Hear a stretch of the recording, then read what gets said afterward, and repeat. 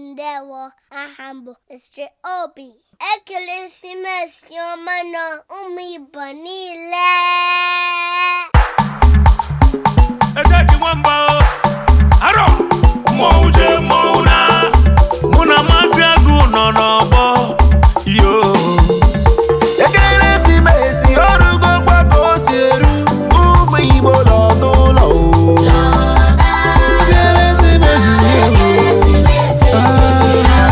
Ekeresimesi erugo gbako si eru ụmụ Igbo yọtama o. Ụmụnne m n'ọdụlọ. Ekeresimesi anyị na-eti mmọnwụ, anyị na-enwe aṅụrị, anyị na-eli ifenụ, mmemme na-emenụ, ndị nna na-anata, ndị nne na-abata, ụmụaka na-anata, ndị ichelu mba na-anata, ndị onye na-anata, onye ọbụla na-anata, obodo a na-akpọtụ. Ekeresimesi esibirila o. Ekeresimesi bụ oge mgbọrị, onye ọbụla bute akpa ka anyị na-agba obodo. Ebe ọ bụ na ị nọ ngwa rute ụlọdo, mmemme na-eme maka na o subirila o.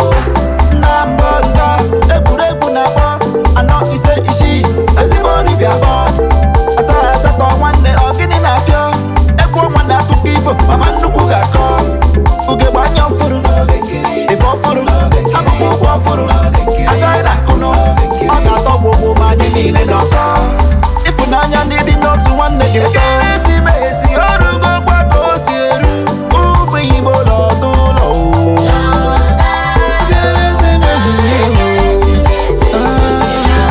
Ekeresimesi erugo gbako si eru ụmụ Igbo yọtama o.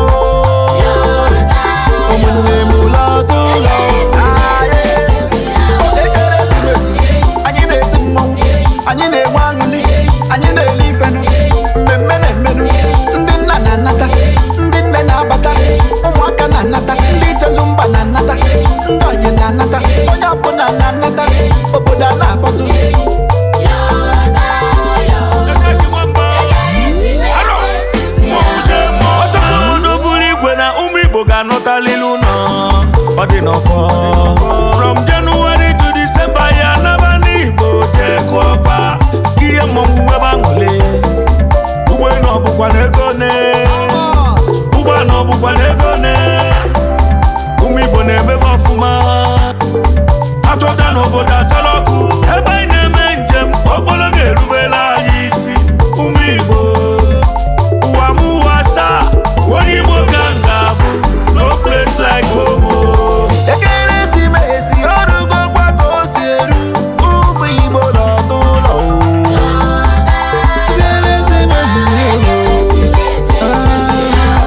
Ekeresimesi erugo gbako si eru ụmụ Igbo yọtama o. Ụmụnne m n'ọdụlọ.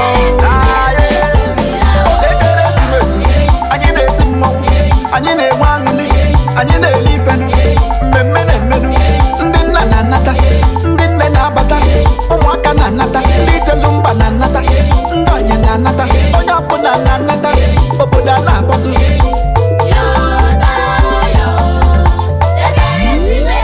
Mmuta Di Uto, Maazi Agu, Ejyk Nwamba, Cocktail Studio, Sakamankurubi, ndị Icheta Igbo, Mr. Obi, Ashanti Ike, ndị Igbo Flashcard, Udochi Okeke, mmemme na-eme, ụmụ Igbo niile.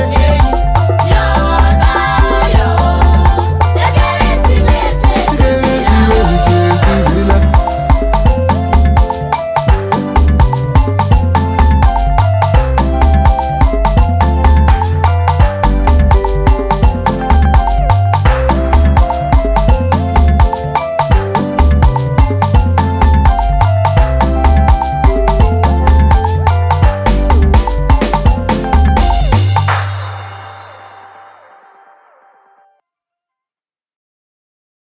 Would you like your very own Mr. Obi talking doll or Igbo flashcards to help you on your Igbo learning journey? Or do you already know Igbo and are looking for a fun way to speak it more? Get Igbo Lingo's newest game, Arrow, an Igbo guessing game that will elevate your game night Click the links in the description to receive holiday discounts by ordering now and get them for yourself or give them to someone special as a gift this holiday season. Don't delay. Make it a fun Igbo Christmas with these holiday gifts today. Cordino. Ọ bụrụ na ihe onyonyo a masịrị gị, biko metụrụ anyị aka n'akara ịhụnanya, kesaa ya ma sonyere anyị. If you love this video, please like, share, and subscribe.